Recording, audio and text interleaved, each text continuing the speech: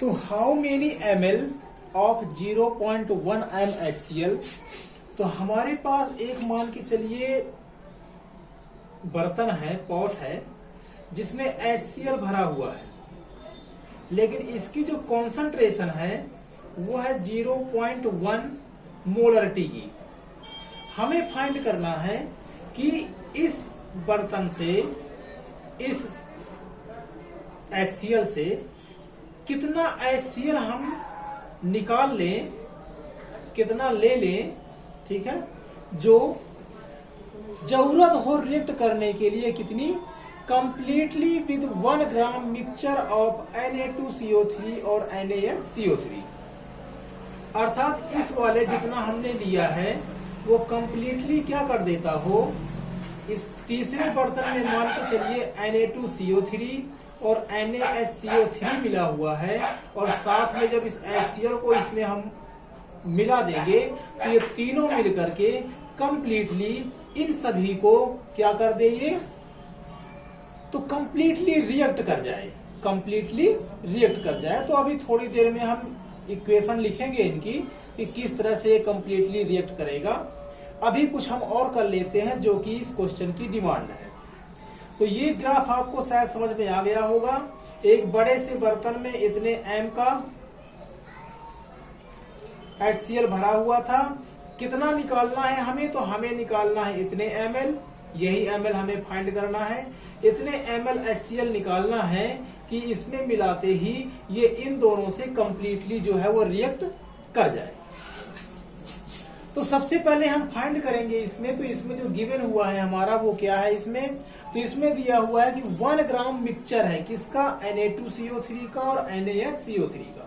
तो हमने मान लिया, हमने क्या मान लिया कि जो ये आपका Na2CO3 है वो कितना है, तो हमने मान लिया कि ये x ग्राम लिया है, और यदि इसको हमने x ग्राम लिया होगा तो टोटल मिलकर के कितना है 1 ग्राम। तो सीधी सी बात है ये कितना हो जाएगा आपका 1 माइनस x ग्राम हो जाएगा।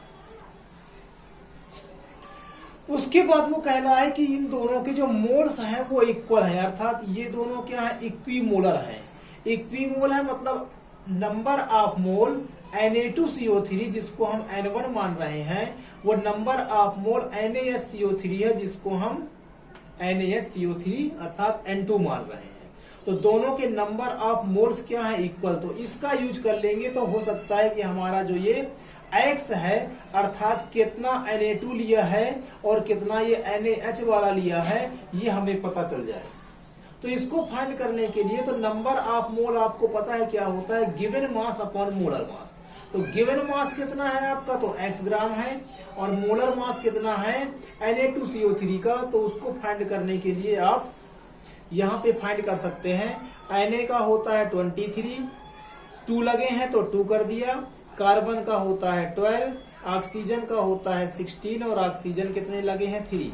इसको आप सॉल्व करोगे तो ये आ जाएगा आपका 1606 ग्राम पर मोल। तो जो आपका Na2CO3 आया है वो आया है 106। इसी तरह से यदि हम N2 निकालना चाहें तो ये भी कितना आएगा, given mass upon molar mass. तो गिवन मास कितना हो गया आपका 1 माइनस x हो गया, और मोलर मास यदि आप निकालना चाहें तो सोडियम का होता है 23, H का 1, कार्बन का 12, ऑक्सीजन 3 लगे हुए हैं, और होता कितना है 16।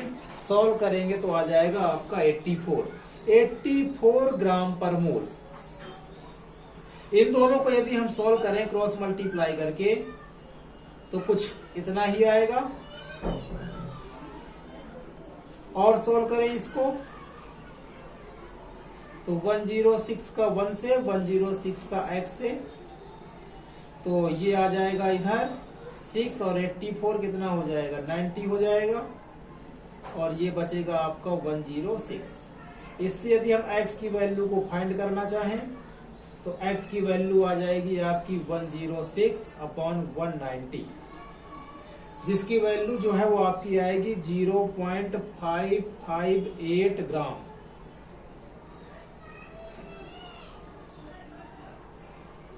$558 ग्राम। ये तो आ गई आपकी x की वैल्यू। अब क्या फाइंड करना है हमें, तो हम देख सकते हैं इसमें कि इसमें मोल की बात कर रहा है, ठीक है। ग्राम की बात की, ग्राम को बदल लिया हमने मोल में, ठीक है, मतलब मोल में लाए तो हमारा ग्राम निकल आया। उसके बाद हमें HCl पता करना है, तो HCl की मोलरिटी का फार्मूला आपको पता है, number of mole upon 1 litre में कितना, 1 लीटर सोल्यूशन में कितने उसके मोल है, अर्थात यहाँ भी मोल ही फाइंड करना है। तो इसको हम किस में बदल लेते हैं, वापस इसको हम बदल लेते हैं मोल में। तो मोल कितना है आपका, तो मोल था आपका x/106, ये किसका था, N1 का। N1 किसको माना था हमने, Na2CO3 को। तो जो Na2CO3 के नंबर ऑफ मोल आ गए हैं वो आया है आपका x/106। तो x हो गया आपका ये, और अपॉन में हो गया आपका 106, जिसकी वैल्यू आप फाइंड करोगे तो आपका आएगा 0.00526। ठीक, हम क्या पता करने जा रहे हैं, हम नंबर ऑफ मोल पता करने जा रहे हैं। हम पता करने जा रहे हैं कि यदि आपके पास इतने ग्राम Na2CO3 है तो कितने मोल होंगे। तो आपको पता है given mass upon molar mass, number of mole होता है। तो गिवन मास कितना आया है आपका x ग्राम का मतलब इतने ग्राम, और नंबर ऑफ मोल क्या होते हैं आपके, मोलर मास कितना होता है, तो 106 ही होता है। तो इतने मोल जो है Na2CO3 है, और इसी तरह से जो NaSCO3 है वो कितना है, तो वो है आपका 1 - x अपॉन 106। तो x को हटा करके हम क्या करेंगे, x की वैल्यू रखेंगे। तो ये जब सॉल्व करोगे आप तो इसका सॉल्यूशन जो है आपका वो कितना आ जाएगा, तो 0.00526 आ जाएगा।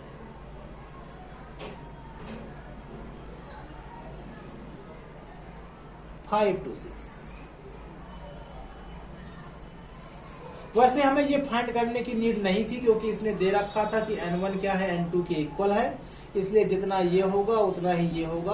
पर ठीक है, कोई बात नहीं, हमने फाइंड भी कर लिया। इस तरीके से आप फाइंड करके देख सकते हो। नेक्स्ट बात करते हैं हम कि N1 number of mole Na2CO3 के इतने हैं, नंबर ऑफ मोल NaSCO3 के कितने हैं, इतने हैं।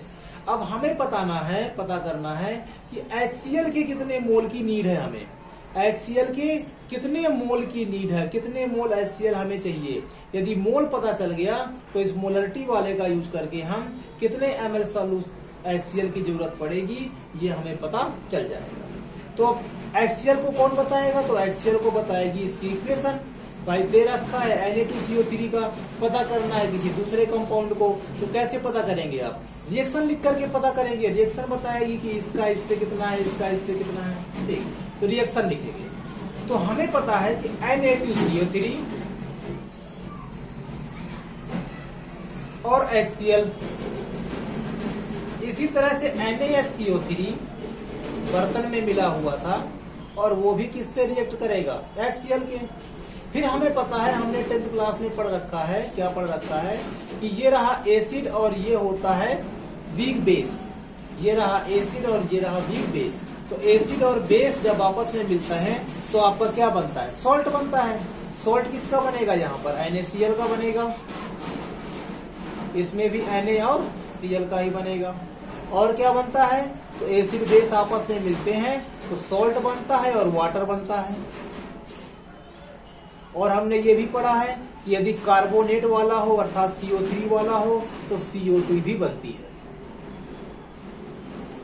अब इस रिएक्शन को बैलेंस कर देते हैं। तो बैलेंस करेंगे तो क्या आएगा, तो देख सकते हैं कि Na2 है तो यहाँ पर 2 लगाना पड़ेगा, Cl भी 2 है तो यहाँ पर 2 लगाने पड़ेंगे, Na11 ठीक है, HCO3 H2 बैलेंस हो गई।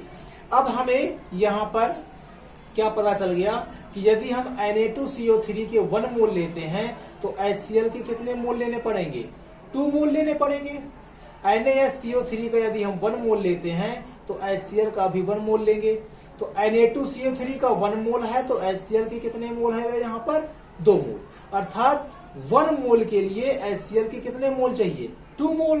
तो यदि हमारे पास Na2CO3 इतने मोल है तो HCl कितने मोल होगा? इसका डबल, 1 का 2 तो इसका मतलब इसका डबल। तो HCl की जो रिक्वायरमेंट है वो HCl की रिक्वायरमेंट कितनी है? तो HCl की रिक्वायरमेंट है इसका 2 मोल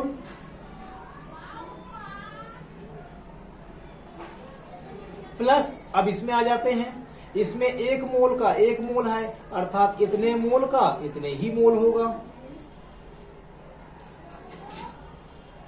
तो ये तो हो गया आपका Na2CO3 के लिए और ये हो गया आपका NaSCO3 के लिए, इतने मोल की नीड होगी। तो टोटल कितने मोल की नीड होगी? तो टोटल के लिए दोनों को कर देंगे मल्टीप्लाई, और मल्टीप्लाई करके क्या कर देंगे? प्लस कर देंगे। तो जब इनका मल्टीप्लाई करेंगे तो ये आ जाएगा आपका 0.01052 और प्लस यही, और दोनों को प्लस करेंगे तो प्लस करके आपका कुछ आ जाएगा 0.01578 मोल। इतने मोल HCl की नीड होगी, HCl की नीड होगी। किसके लिए नीड होगी? इन दोनों से कंप्लीटली रिएक्ट करने के लिए। तो देख सकते हैं कंप्लीटली रिएक्ट करेगा तो ये बनेगा, कंप्लीटली रिएक्ट करेगा तो ये बनेगा। कितने की नीड है? इसमें इसकी 1 से डबल की है और इसमें सिंगल सिंगल। तो ये तो हो गया आपका HCl की रिक्वायरमेंट। अब आ जाते हैं कि HCl हमारे पास गिवन कैसा है। कैसा HCl हमें पता है? तो हमें पता है 0. हमारे पास है 0.1 m HCl। इसका मतलब क्या होता है? तो मोलरिटी होती है आपकी मोल अपॉन लीटर, अर्थात 1 लीटर सॉल्यूशन में, 1 लीटर का मीन्स 1000 ml सॉल्यूशन में HCl कितना है? तो 0.1 मोल है। HCl की बात चल रही है यहां पर। तो जो हमारे पास बर्तन में है वो क्या है? तो 1 लीटर में अर्थात 1000 ml में कितने मोल हैं? 0.1 मोल प्रेजेंट है। और हमें रिक्वायरमेंट कितने की है? इतने मोल की रिक्वायरमेंट है। तो यदि हम इसमें से क्या फाइंड कर लें? हम 1 मोल फाइंड कर लें। तो 1 मोल के लिए कितने की रिक्वायरमेंट होगी? तो हमें पता है ये नंबर कहाँ आ जाता है? डिवाइड में, जिसको हम सॉल्व करेंगे तो 100 और इसको लिखेंगे 1/10। तो 1 मोल के लिए कितने की नीड हो जाएगी? तो ये 0 पहुंच जाएगा ऊपर। इतने मोल, इतने लीटर, इतने ml, इतने ml की रिक्वायरमेंट होगी,